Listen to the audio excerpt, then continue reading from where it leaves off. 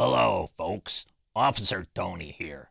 Today, Ricky's gonna compare the Gibson Les Paul with the Epiphone Les Paul. I don't mind telling you, this thing was a pain in the tuchus to edit. It took me forever. So, I hope you enjoy it. Yeah. Hello, Richard from budgetguitarist.com, and today we are comparing the Gibson Les Paul and the Epiphone Les Paul. Specifically, I did an experiment. I put a Seymour Duncan Pearly Gates into both guitars, and then I recorded a bunch of different styles of playing, and I'm going to play that back for you, and you can hear the two guitars, see what you think. Is there a big difference? Is there a small difference? Where can you hear the difference? Where can you not hear the difference? Let's check it out.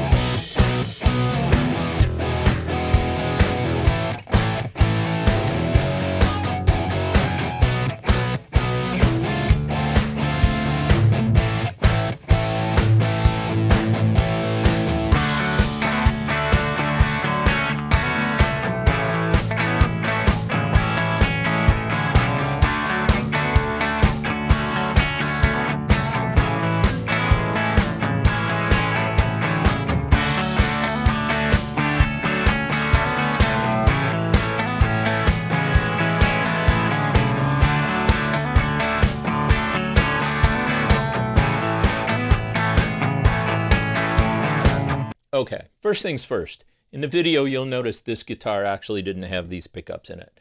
After I got done filming that video, I did a pickup swap. These are the Epiphone Pro Bucker pickups in here, which I'll cover in a future video. So that's why it doesn't look that way. Now, with that out of the way, The biggest difference between the pickups I used is that the pearly gates on my Gibson Les Paul is covered, whereas the pearly gates I put in this guy was uncovered. So you could argue that there's a small difference in sound because of the pickup cover. And, you know, in terms of my own observations, I would say it's a very small difference. Whether you can hear it on YouTube or not, I don't know. But just wanted to put that out there. All right, so I picked up this guitar years ago, used for about $600. And then I did replace the pickups. This had dirty fingers. I pulled them. And yeah, I picked up this guitar used at a guitar convention for $225. The frets were shot. I immediately redid the frets. I swapped out the pickups. And I like this, especially for 225 bucks. So this guitar costs less than half of this. Now, let's think about buying them new right now. If you buy one of these new, what do they go for? Somewhere around, let's say, $550. What is the entry-level Gibson Les Paul that has the trapezoid fret markers? I don't even know, but it's over $1,000.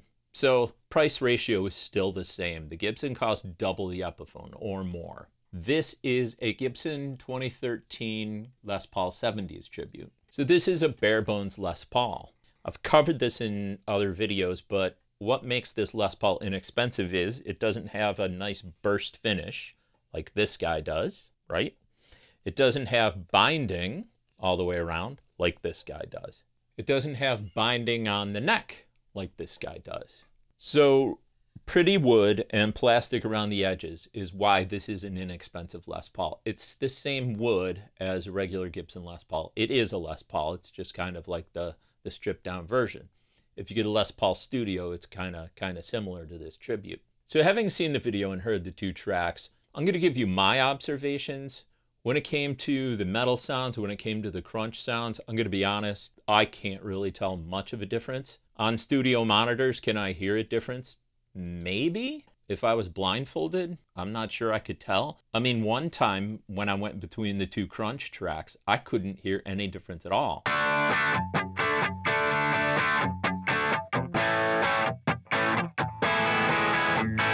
So with the same pickup, if you're distorting your guitar, to me, they sound the same. Clean, the clean sounds, I could hear a little bit of a difference. The biggest difference I heard was with the single note clean playing. And in the room, at least, those notes sounded a little better on this. Over YouTube, you might like the sound of the Epiphone better.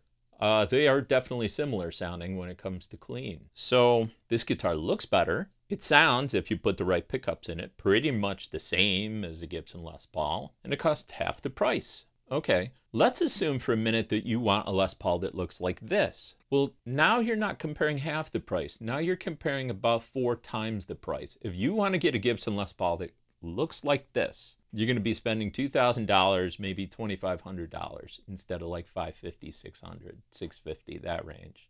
So it's 4 times the cost. Is it 4 times better of a guitar? Absolutely not. Is there a playability difference? It depends. If you get a really good Epiphone Les Paul, I think they play great. I think they can play great. So how does one justify buying a real actual Gibson Les Paul? Well, if you can pick one up used for $600, that's a pretty good justification. That's what I did.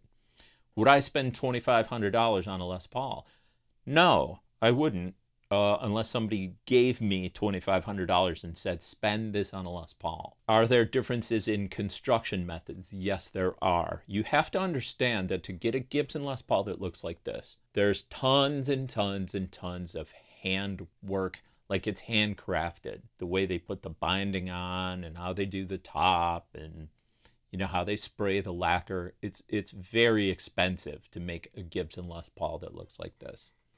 And so if you want the Gibson Les Paul sound, that's why a lot of people go with the tribute line or the studio line. The same guitar, it just doesn't look as pretty. So I think the current Epiphone lineup is great. I mean, heck, this is an older Epiphone, as you can tell by the headstock.